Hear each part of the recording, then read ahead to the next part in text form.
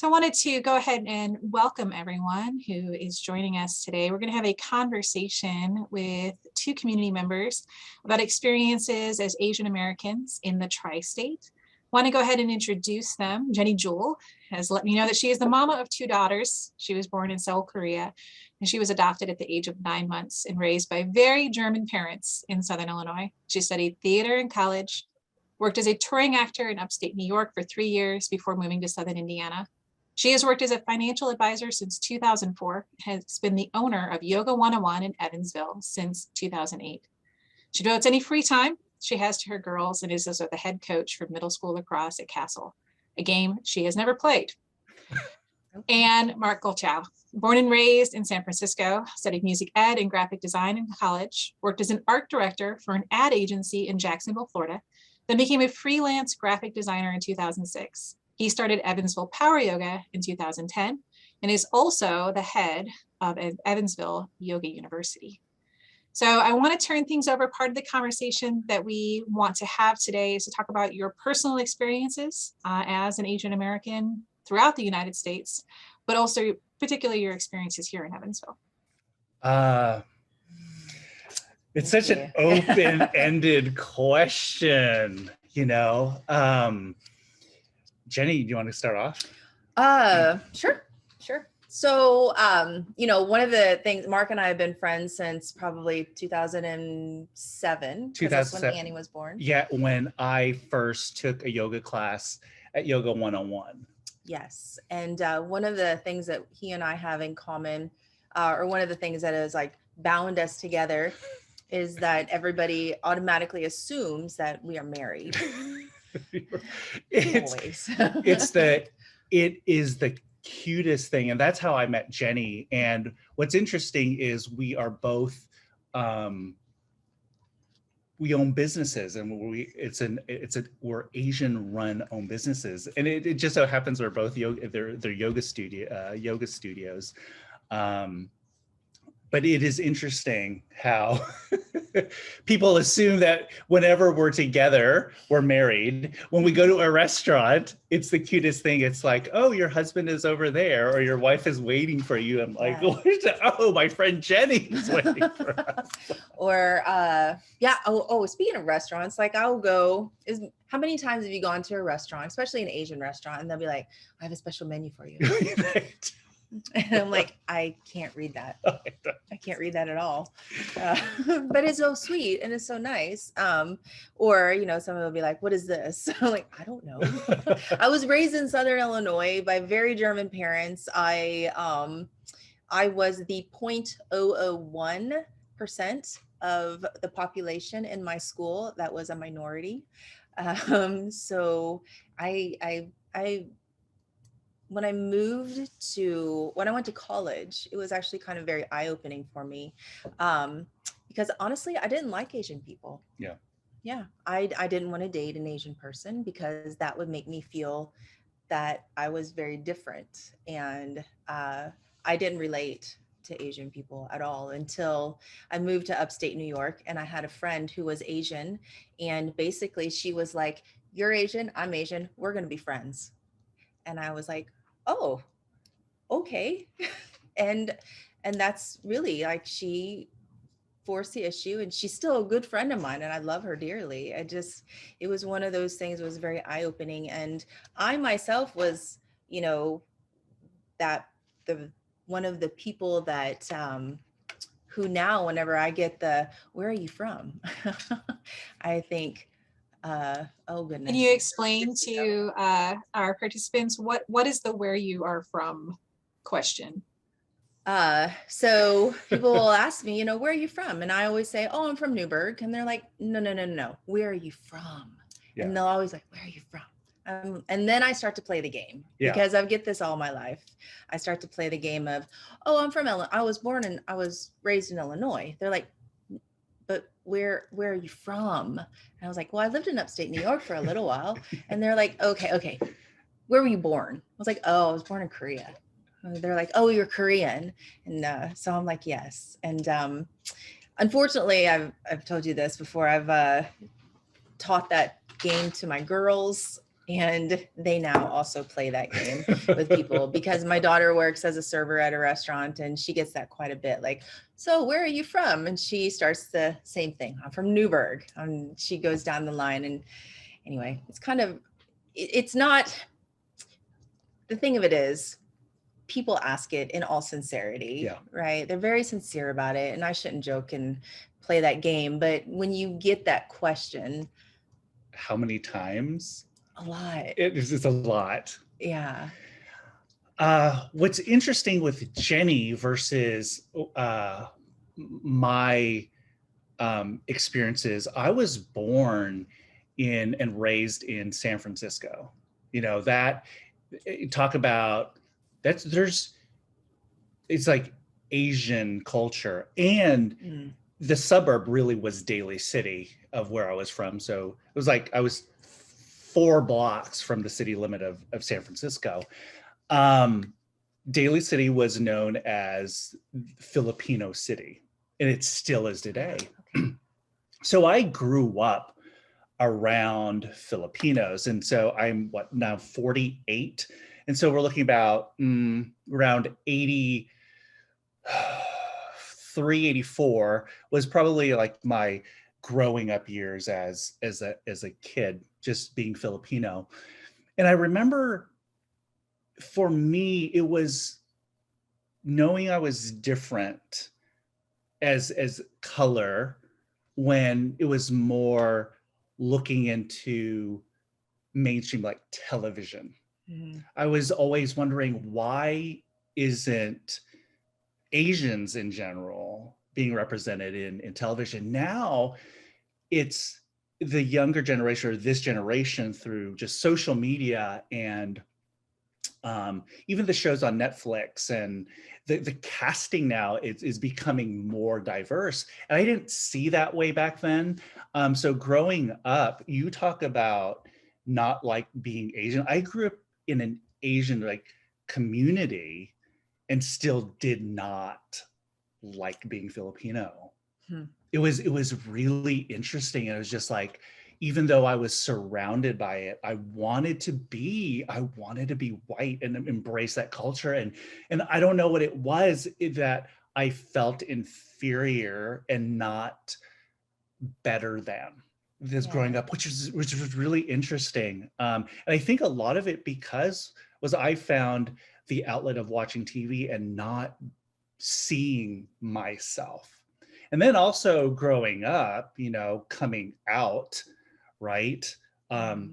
Talk about being a gay Asian. I mean, that is like double whammy. Like, what, right? And so, yeah, it's interesting how not wanting to be who I was, because there was some sort of feeling that I didn't feel like a part of something, even though I grew up in a population that was Hispanic, Asian, right? But I still yet felt like I wasn't being seen.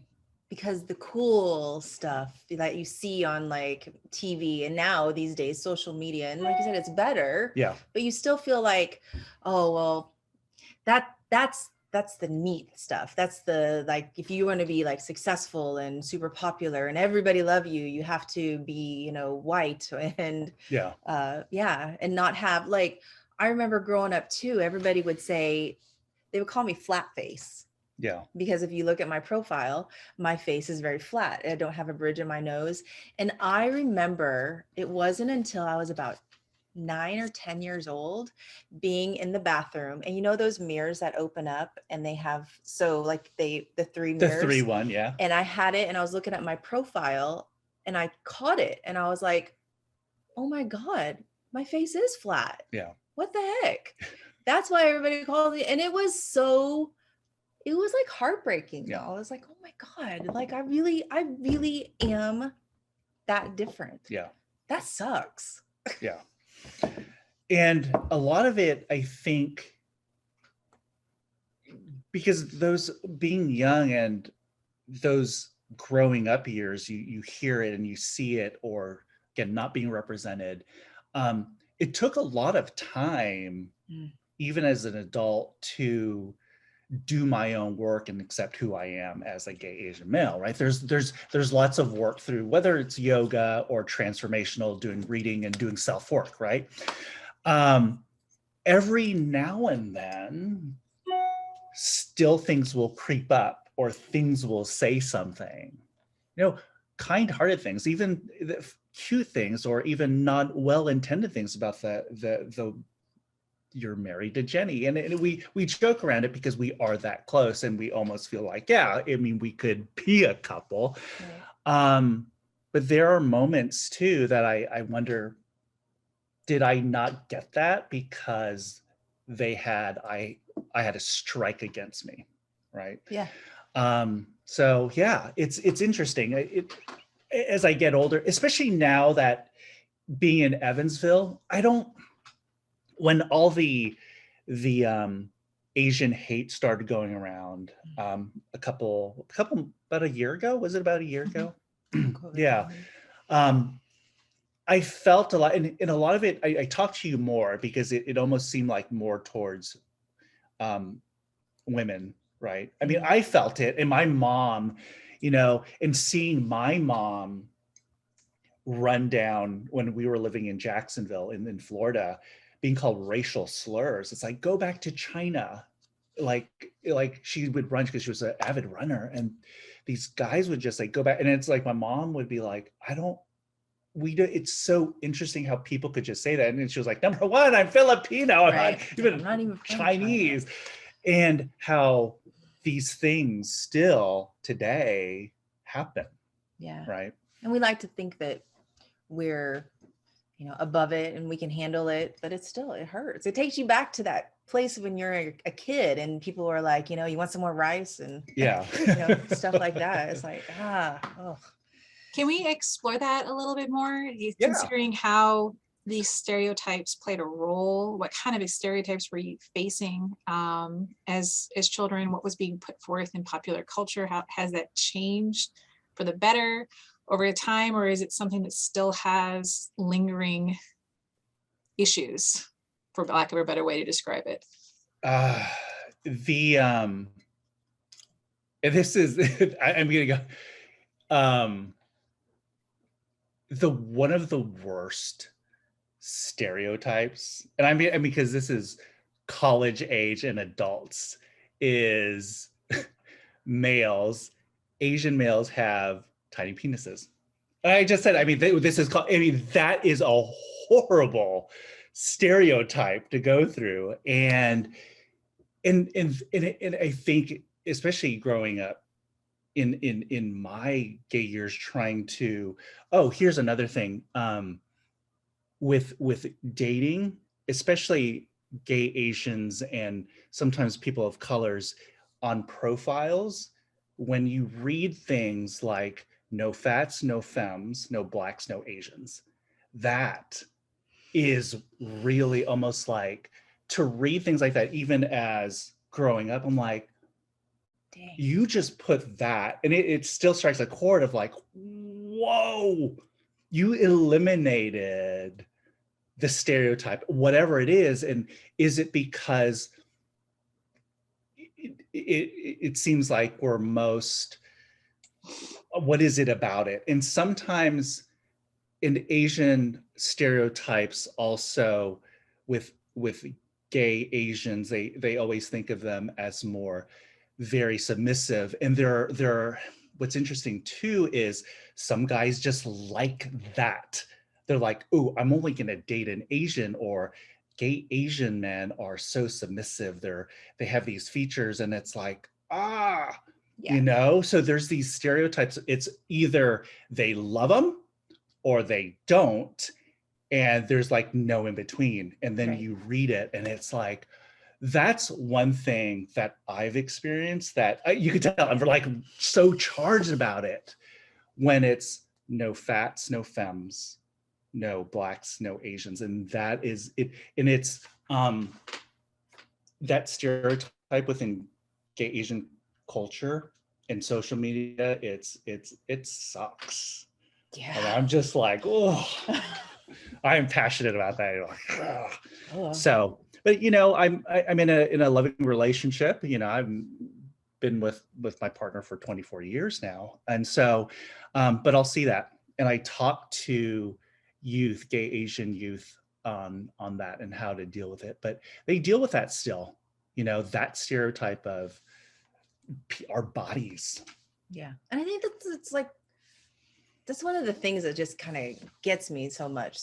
That we all, and we as a society, claim to be so woke and so progressive, and yet all of these things are still out there. And then it's like, oh well, I didn't really mean it that way. I'm not racist, or I'm not exclusive or inclusive or whatever, because I love that movie Crazy Rich Asians. It was great.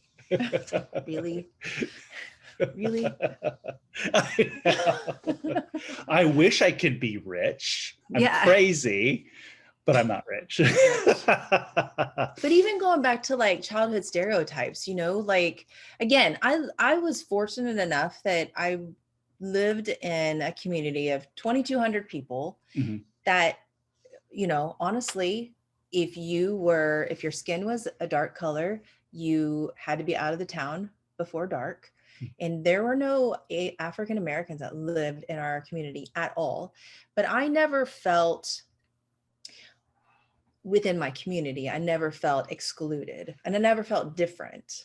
It wasn't until like we would have, softball or baseball games, and the town from over, wherever came over, and I'd walk by the dugouts and they'd be making like the ching chong, slant eyes references and stuff like that. And then, and at first even I was just kind of like, whatever, you're idiots, because I didn't face that on a daily basis. And I felt loved and accepted by my community. But then as I grew up, what was kind of weird is I felt like the reason I felt loved and accepted by my community is because they refused to see me as Asian. Yeah.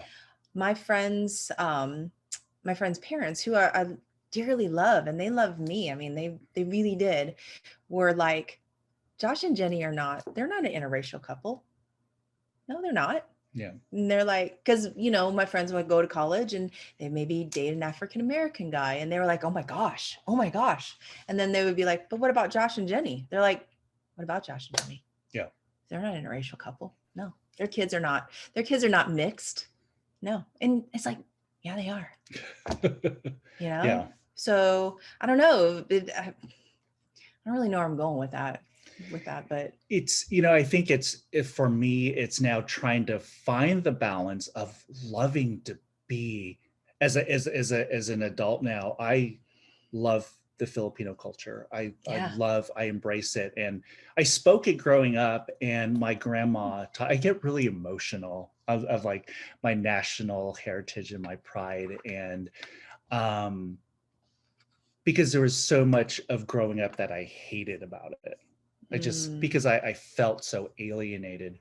And you talk about, oh, their foods are so smelly. They eat fish heads. How could you eat balut? How could you eat like duck egg? And anything different was question. It wasn't always question. There were questions where no one asked about a hamburger. Right. It's just like, but why are you talking about just my adobo, which is just all it is chicken and vinegar and soy sauce, but it gets as opposed to just your ham sandwich. And I think because it is different, and kids want to know. And I always wanted sometimes I wanted regular lunches.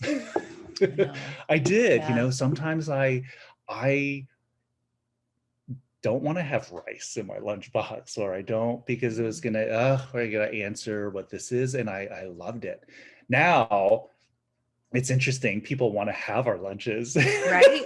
Like seriously, like again, I was raised very German. So we ate a meat and a potato and probably a vegetable that came from a can. And not probably, we did. And now, my kids, it's very different. Like when their friends come over, I mean, we are very still very much like meat eaters and all of that. We live in Southern Indiana, for goodness sakes, but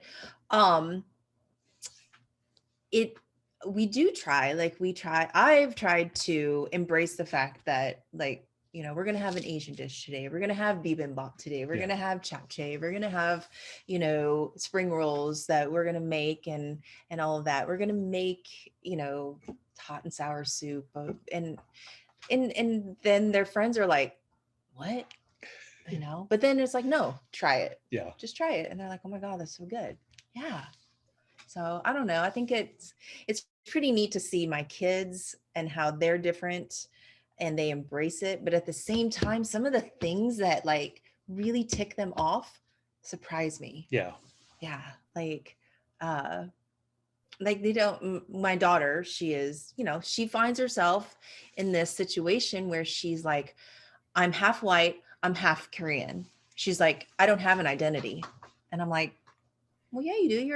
You're half white and half Korean. She's like, yeah, my white friends think that I'm Asian. My Asian friends say that I'm too white. Yeah. And I'm like, oh, she's like, I hate it. Mm-hmm. And it's never occurred to me. And she was like, Mom, you don't know how that feels. She's like, even of all the things that you've ever had to deal with, you don't know how that feels because you have always been Asian. Yeah, that's right. I'm like, dang it. So it kind of smacks me in the face in that regard as well. Yeah. That is crazy. Mm-hmm. So yeah, does that answer your question, Crystalline, about a little yes, bit? Absolutely. You know, I think about this though, we're so accepting in this region in particular of ethnic foods that come from a German heritage, where we celebrate brain sandwiches. Yet baluk, which for the attendees who don't know, is a fermented chicken egg. Yeah. That's considered as horrific, and why would anyone eat that? And yet blood sausage is common within German heritage and is part of local foodways. So, you know, thinking about like how we other communities and foodways is something that I'm always curious about, that we view as problematic. But then also, you know, considering how do the two of you respond to the fact that folks oftentimes, Jenny, you mentioned that, you know, your community refused to see your Asianness, but what about the ways in which the Tri-State or the Lower Ohio Valley only see your Asianness and don't allow for other identity? Yeah, you know, I think it comes out, honestly, I've never, thankfully, had an experience where I felt threatened by it necessarily. I will say that during the whole, you know, violence against Asians, like I did feel unnerved about going out by myself or walking through a parking lot even, you know, and things like that. Like I felt as if I was being put under a microscope because I was Asian, and I really just kind of wanted to put my sunglasses on and a hat, quite frankly, and walk around that way. But it comes out in little ways, you know, just like, for example, I was at the grocery store one day getting something from the deli. It happened to be the day before Thanksgiving, and the guy, as cute as he was, it's super sweet, and he was being very genuine, but he was like, do your people celebrate Thanksgiving? And I said, well, yes, we do. I was like, my family does celebrate Thanksgiving. And I went home and I thought it was kind of funny, honestly, because it was like being met with that whole question of where are you from? And I told my family, I was like, get this, guess what the deli guy said to me? And my family was so, like, my kids and my husband, they were super, super offended for me. I was like, it's not that big of a deal. They're like, yeah, it is. They're like, he thinks that this, that, and the other. And I was like, well, it sounds like the both of you have utilized humor to look at what you view as an absurdity of these responses. Yet, you know, younger generations are starting to push back a little bit more to what has been accepted as accepted behavior and microaggressions. Yeah. Do you think I think that's true. I think because I've heard it so much that not that then it becomes which battle should I choose to have that witty, sarcastic remark back, right? Because it's then again, because it comes from a place of they honestly want to know, right? Um, with my experiences in Evansville, I have bes- besides those little cute comments and just social gay apps and that haven't had macro like really hard aggressions toward me. There I haven't been beat up, I haven't been um I've been fairly accepted. It's great, you know, that it's just that's just Mark, and that's just or Mark and Alan. You know, there hasn't been any. The one thing they'll question is, and they do ask what. It's not where are you from now. It's like what nationality are you from, and it's like the appropriate question. It's like, and then what's the funny ones though are actually of like I'm Filipino, and the remark is I have Filipino friends. Do you you? know?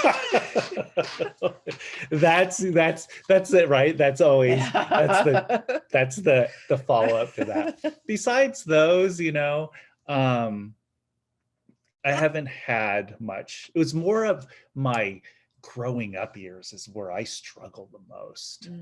My growing up years, yeah. I've always been really curious though, like why people ask that question.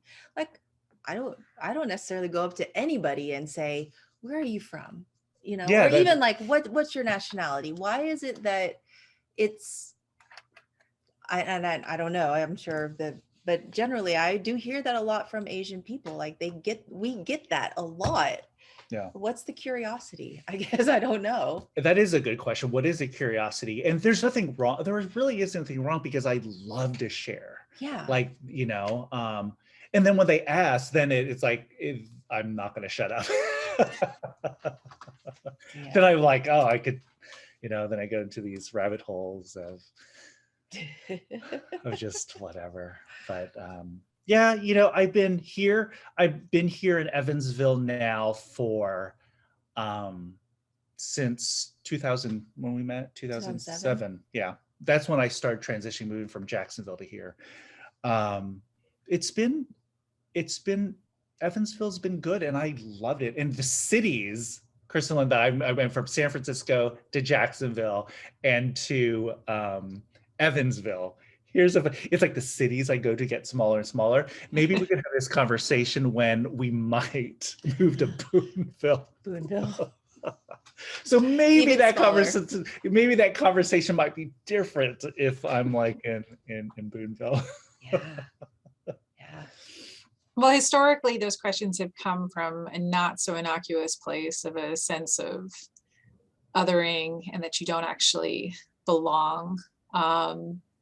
And so while most times we can say that it's likely not coming from a nefarious place, historically, there's been a lot of conversations of true Americans and what it means to actually be a citizen. Yeah. And I think, you know, I mean, consciously and also subconsciously, I don't know about you, but I feel like that's why I've worked so hard to make it to where I don't have to answer to other people, you know, to set up my life in that situation, to be in that situation, because I don't want to be thought of as, well, even in my job as a financial advisor. And I've done this to myself. I have like made myself a joke to get somewhere. You know, I remember going to a networking group and I wanted to be the advisor in that group. So you kind of have to like go through and like win them over. And I made a joke about, you know, I'm Asian, so I'm really good with numbers. Yeah. So playing into positive stereotypes. Yeah. And everybody laughed. Everybody thought it was funny. And I was like, ha ha ha. And then later I was like, why did I do that? You know, but I was like, I knew it would get a laugh. I knew people would immediately understand. They would, yeah. Yeah. And I'm awful with numbers. And I know what you're talking about, because I use that illustration a lot, that math stereotype, and I'm horrible at math. And when I'm in a group of friends, I'm like, don't ask me. I'm Asian, but I don't do math really well. So not that kind of Asian. Yeah. And they laugh, and it's like, there's that playing up to that stereotype, because sometimes it's unfortunate that they get that. And after a point, at what point should we stop? Right? Yeah. It's like, as I got older, I was like, I don't need to do that anymore. Yeah. So we find that there's a lot more representation of the myriad Asian American cultures within the country, and Asian cultures throughout the world.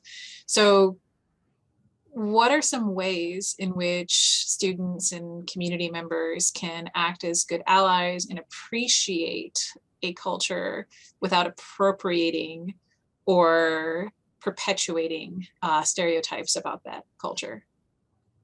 One thing I think, whether it's, we have great festivals, and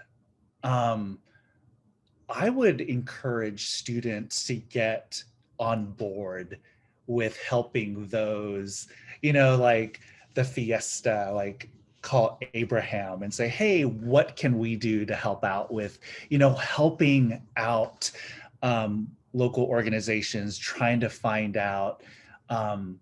That's a great way of being exposed to different people. Look for, whether it's Asian leaders or Hispanic leaders or African-American leaders, and go to them and say, how can I help? And because that brings you, right, myself, to a more well-rounded or understanding. Then you get to understand those little nuances of why they do things the way they do, or why, in how it's interesting when I've been on boards with festivals and things like that, they sometimes do things a little differently. And those little nuances is what makes those festivals go a certain way, because of those, oh, I didn't know we could promote it this way, or these people, right? There's different ways of just understanding. Yeah. So that is one thing I could see students do is, what else? What do you think? Well, no, I totally agree. Just like, being curious about it. I mean, that's a very, cliche type of answer, but it's true. Like, to be curious and ask questions. And even though we sit here and we're like, oh, we get all these questions all the time and we kind of roll our eyes, but again, we know too that it does come down to your sincerity. Like, are you truly wanting to learn, or are you just being nosy, Yeah. So just getting more involved. It's like anything. If you want to promote anything, if you want to be a part of something, you've got to ask the questions. You've got to participate. So find those things that are going on.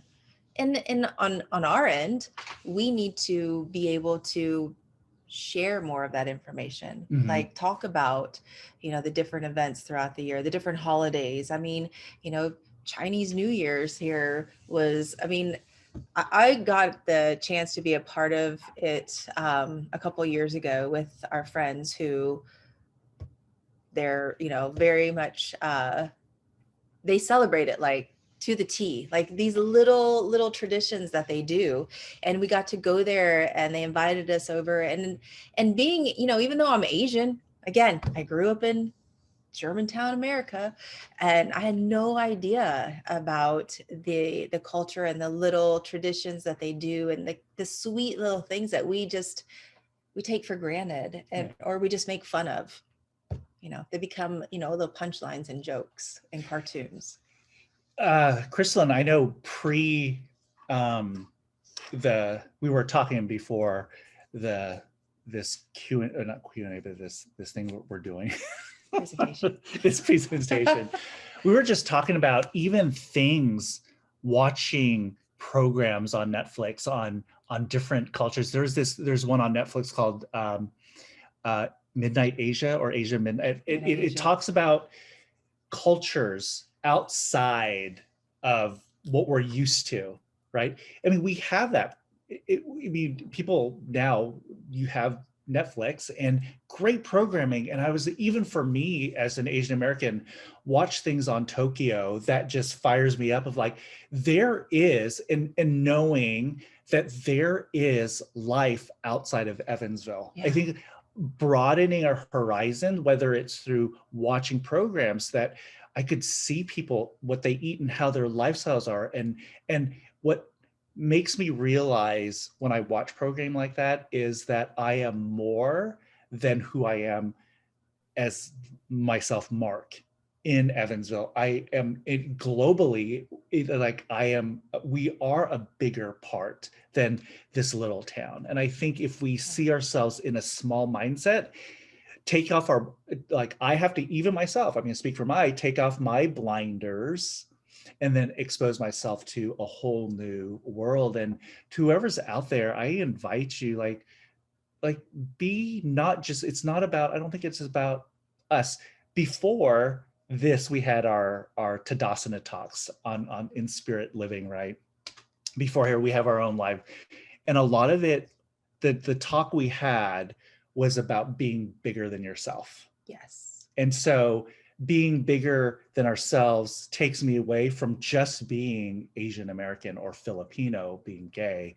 It now takes me to more as a human being, and to see ourselves as human beings, and to is to remember that there's more to life than just this small myself in this small town. Because Evansville, is about 130,000. There are bigger cities even in America. Well, yeah. Right? Then you look globally, like there's a whole world. Yeah. And just, that's my thing. Watch Netflix and wish why don't we have awesome street food like all these other places. I will say though, I think that like there's a lot of hope. Like I have a lot of hope when I talk to my children. My children are 14 and 18, and they're, you know, the things that just to them are not that big of a deal, that we get all like worked up about, and they're just like, what?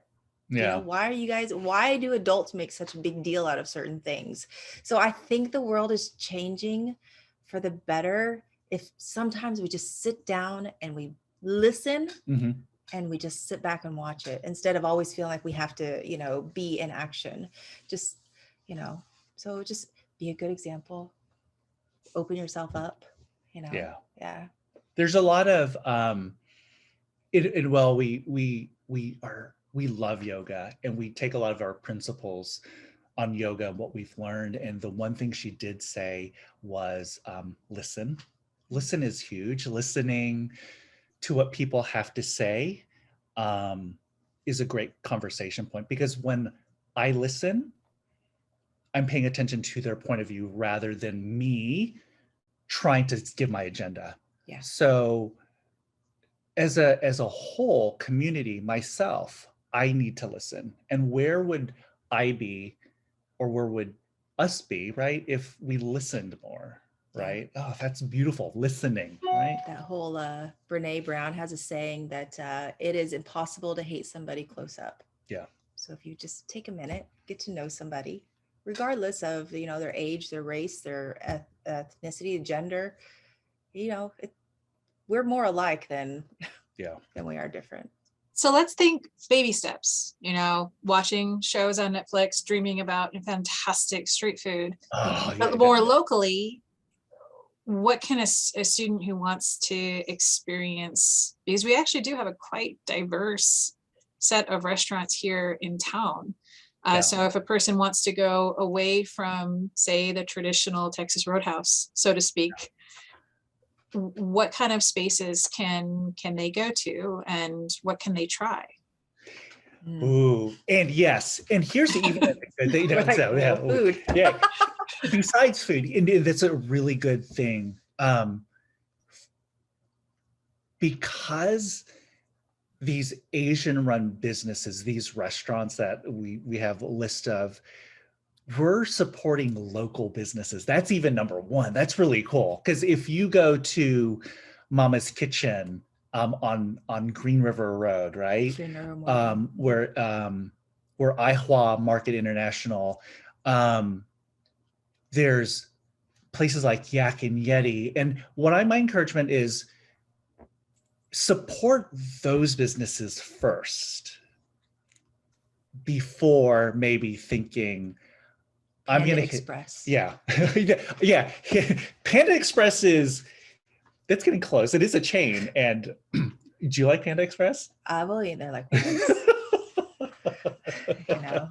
But I mean, yeah, like I totally agree. Like hit the little mom and pops, and not only that, but oh my gosh, they're so good. Like they're more authentic. Mm-hmm. And really, I feel like they're truly, whether you buy into this or not, they truly do put a lot of love into their cooking, and you could tell the difference. So I think those places, like you said, Mama's Kitchen, Yak and Yeti, even the Thai place in town, Thai cuisine, the Vietnamese restaurant on Green River across from the mall. Domo is really good. Domo is good. Sakura and Newburgh is really good. So just going to one restaurant, okay. Or going to a restaurant, you get it. But if you already frequent those restaurants, get something that you may not have never tried before. I mean, if barring that you're not allergic to it or anything, like look at the menu and look at the most quote unquote tribal dish you could find and try it with friends and come to a place with an open mind. Again, there's that listening aspect. It's I'm going to listen without judging, because that's like coming from that place is amazing. Like when I go to the Thai restaurant, you guarantee I'm always going to choose different things. And there are some things that I still don't have. And even for me, I need to start doing that. Right. Yeah. There's a couple Peruvian restaurants that we need to go to. Oh, I know. We love to go to these places. Some Mexican, Miranda's on Washington next to the Mexican bakery. Delicious. But even like Yan Qing's. Yeah. Yan Qing's is great. And if you go in there, sometimes you see the workers sitting down eating, you'll notice that they're eating stuff that's not on the menu. And if you ask for it, they'll give it to you. Yeah. And it's really good. So that's what I would think is if those little baby steps, those of you who already go to restaurants like that, go even further and try those different things. No more sweet and sour chicken. No more sweet and sour chicken. Go for I don't think anyone has chicken feet, because I don't think I even do that. I've done it. It's not bad. It's really good, actually. Octopus. Go for grilled octopus at Domo. So good. Yeah. You wouldn't think it, but squid balls, they're really good. Mm-hmm. So we haven't eaten yet. I know. I can tell. You're making everybody hungry. We haven't eaten yet. We had a Tadasana Talks and we're just like, we haven't eaten yet. So we got a few minutes. If anybody has any questions, you're welcome to ask. Yeah, I mean, we have the list and I could just call out. I'm like, hey, Grace Jones, what's your question? Isaac. I mean, I go look at, hey, Kaylee Hart, how are you doing? She's like, I don't know you. Quincy. I know. Natalia is on. Is it Natalia Fletcher? She's my yoga studio. Am I not supposed to say names? Are we going to have confidentiality? I know, Natalia, it's so nice to see you. But yeah, any questions? There's questions and answers down here. I still think that's it right there. Am not into no open questions. We answered. I know they're saying we're making you hungry. I know. Try Kaylee. I'm telling you, we are going to Mama's Kitchen, I think next Thursday, Yeah. Don't it's not a quick visit. Yeah. But it's totally worth your time. And you will see her or whoever's there cooking, like you could see. She literally goes over to the grocery store, it's attached, and yeah, it gets the stuff. It's in the Iowa International Market on Green River and then Morgan, next to the movie theater. Yeah. Dr. Veronica, thank you for listening. I acknowledge and I thank you for coming and listening. It's really fun, Crystal, when you said, hey, can you do this? I'm like, oh yeah. With Jenny, anything. We would just like ramble on and on and on.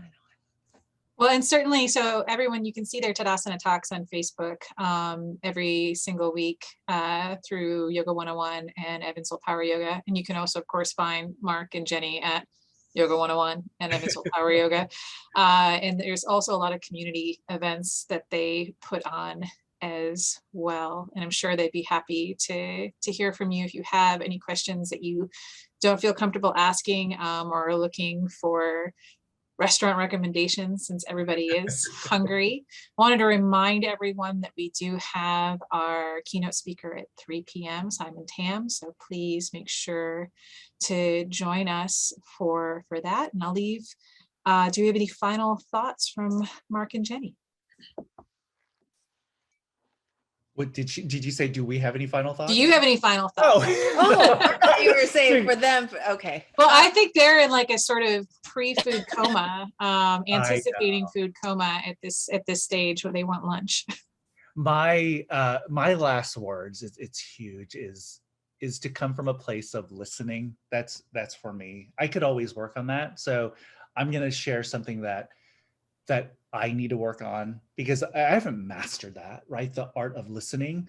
Ask the questions, then let those people tell you their experience, because that's the only way I can truly learn, is when I have an open ear and an open mind, an open heart as well.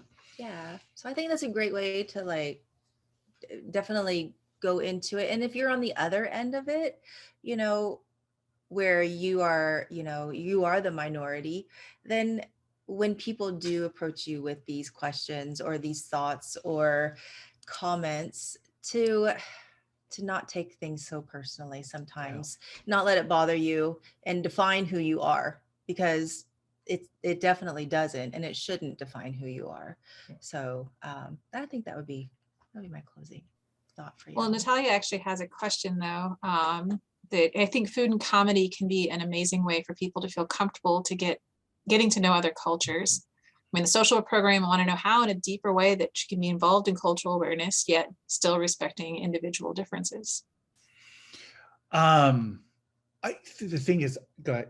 Oh, I was just going to say, just to get involved and to respect it. I feel like sometimes we feel like we have to have this checklist of things that we have to do in order to, make sure that we don't offend or whatever, but just go into it, get involved, ask questions, and do it from a place of, where your heart is at. Mm-hmm. If you know where your heart is at and you are sincere, it will show. Yeah.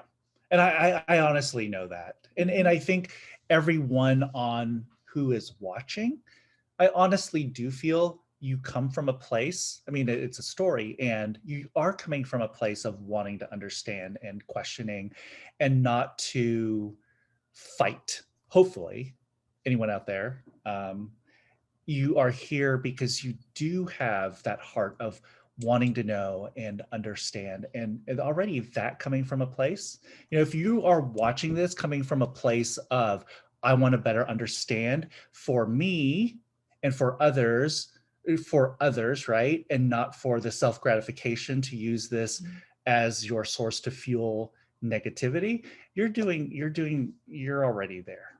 Yeah. And know that you may be approaching somebody from that standpoint who's been burned.